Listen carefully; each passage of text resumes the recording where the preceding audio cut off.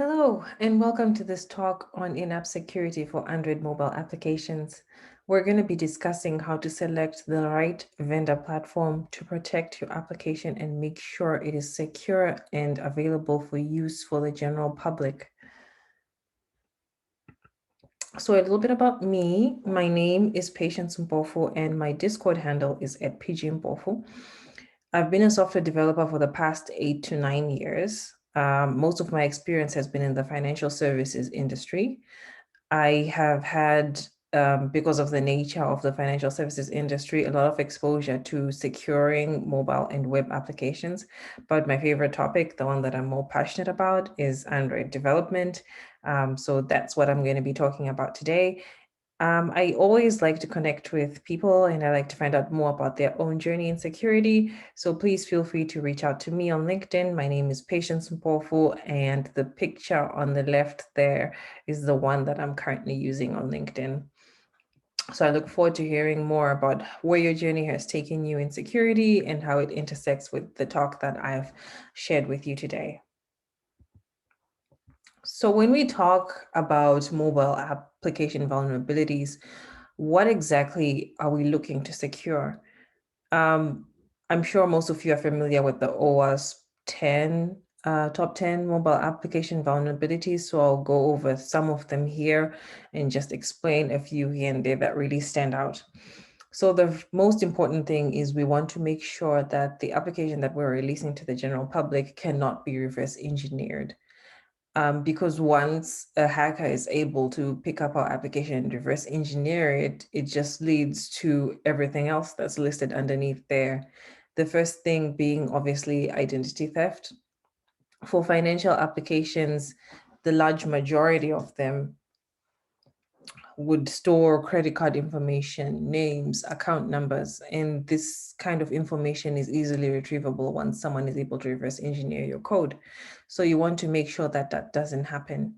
The other thing that would cause a vulnerability in the application is a data leakage, whereby developers unintentionally store information on the actual device that the mobile application is running. And from there, a hacker, developer, user can retrieve that data and use it in a way that it wasn't intended to be used. The other thing is once your application is reverse engineerable, it means a hacker can just inject their own code in there and make your application perform whichever way they decide. And you want to guard against that. The other thing is, which probably ties into unintended data leakages, would be insecure data storage. Once again, storing important information, confidential information on the device, we should open you up to attacks from hackers, developers, users, people who just try to break you up for fun. Um, the other thing would be the lack of binary protection.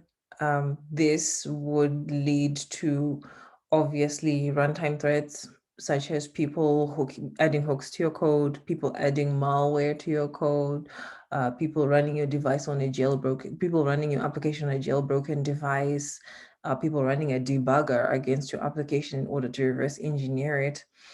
And the last one would be weak encryption, which would be usually in the financial services space would be the use of outdated algorithms or encryption mechanisms that have already been broken. And I've seen this around in a couple of applications where you get there and the application is using some old encryption system that was broken a long time ago that everybody knows actually how to break into. And just nobody has gotten on to the point where they change that. And so once you release your application with that weak encryption, you're just opening it up to hackers getting in there, getting your code, making whatever changes they like and accessing whatever they like in your system. So you want to guard against vulnerabilities such as these. So when we are assessing different types of vendor solutions that we could use to protect our application, we want to look at what kind of basic protection they should be providing in order for us to be satisfied that our application is safe enough for people to use. The number one thing, obviously, is obfuscation. And obfuscation would be the scrambling of code so that it is unreadable to the naked eye without a map or some kind of guide that would help you to decrypt how it has been encrypted. And this is just a basic thing. It's a must have. You need it.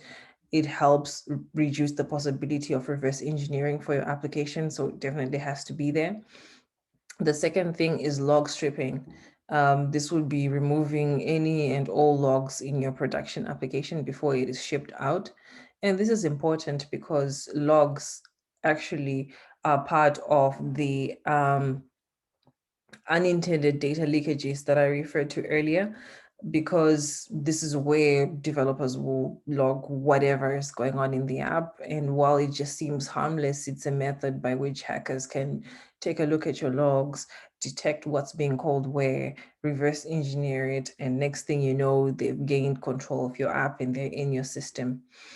The third thing that we would expect from a solution that a vendor provides us with would be runtime threat detection.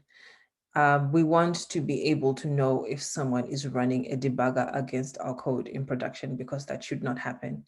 We want to know if someone is running our application on a jailbroken device, because that should not happen.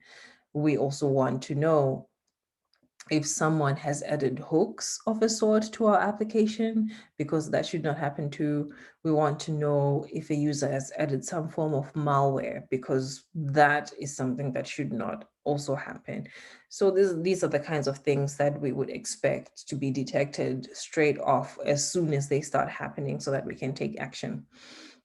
The fourth thing that we would expect from a vendor would be threat analysis reports. And from these, we would be able to uh, find better ways to model threats. We would find better ways to gather statistics on how well our security is working, areas of improvement, how often we're attacked by whom, what we need to guard against the most. It's also a way for us to detect new ways in which our application is being attacked that we weren't aware of, and take action on those. So that's a great thing to have with the solution that you get. The other thing is we want to make sure that the signature is checked every time we upload our APK to the Google Play Store or wherever we're uploading it to or sharing it to. We want to make sure the signature has not changed. And once the signature has changed, we know that our APK has been tampered with, which means that we right away need to jump in and make sure that that threat is resolved. The other thing is we want to make sure the resources we provided with our initial application are still the same. And we don't want a hacker, developer, user, whatever, putting their own resources in there and using those instead of ours, because that would open us up to risk as well. So definitely, regardless of whatever solution you choose, you at least want these as the minimum possible protections that can be provided by your application, by your solution for your application. Other additional considerations to think of would be the price. Because most of these solutions are proprietary, they have a license that comes with them, and that license ends up becoming an additional cost that the user has to carry. And you don't want the price to become a deterrent for users from using your application. So you want to keep the price as low as possible, which means you want to go with the cheapest possible vendor, but get the best security possible for the price you're paying. So the maximum possible protection available ties into the price as well, because you want to have a careful balance for that. If you go too cheap, then you might end up with weak encryption, lack of binary protection. Next thing you know, your application has been reverse engineered, and it results in financial and reputational loss for you. On the other hand, if it's too expensive, then your users are carrying the price and your application is expensive and people don't want to use it. And there you are, still financial loss, but at least you have your reputation. So the next thing you also want to look at is how complex it will be for you to implement this encryption on your application. If it's a solution that's as easy as just running a few command lines in a terminal somewhere and your application is shielded, that's great. But if it's one of those where your developers need to sit in, run multiple sprints, coordinate with external developers, you would need to decide things along the lines of, do we have the time to implement this? And are we going to have to do this every time we need to upgrade our protection? The other thing is you can't underestimate the value of great customer service, because these solutions, once again, are proprietary. You can't exactly go on the internet and be like, well, I am trying to do this, but how do I do that? You cannot find this information on the internet. So if you're using a solution and this customer service is poor, the experience will not be great. And additionally, you might miss a couple of points here and there because you're new to the service, or you're just not aware of it, or they've provided a ton of documentation. There are a couple of solutions that will like just drown you in documentation, and you can't wade through all of it. So you miss a few things and your application ends up not being fully secure. And there's a vulnerability that gets exploited. Somewhere along the line, you just need that great customer service to keep you going.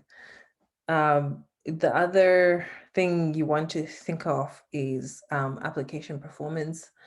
Um, some of these solutions, once you've applied them, will make your app marginally slower because they encrypt a lot of the information that you have in your app, and they have a lookup map that they would use to pick up what's mapped to what. And that translation of what is mapping to what can take quite a long time. So your application may begin to start slower. When a user is navigating, it may be a little slower. So you want to consider if that's something that you want to sacrifice for the amount of protection that you're adding. So you might want to leave out maybe a couple of core functional classes and make sure those are protected in a different way, so that your application performs faster. The final thing is you want to make sure as well that your solution meets industry standard requirements. It's useless for you to implement a solution, add it to your application, claim that your application is secured, and then you take it for assessment and the result comes back and it's not meeting standard requirements. So you want to make sure that whatever solution you end up going with matches with the requirements for your industry. So that's it from me on this talk. I hope you enjoyed it, and I hope you learned a little bit. I'm always really looking to hear more about your own experiences, so please feel free to connect with me. My Discord is PG Mpofu, and I am on LinkedIn. That's my LinkedIn link right at the bottom there. Thank you so much for your time, and I look forward to hearing from you.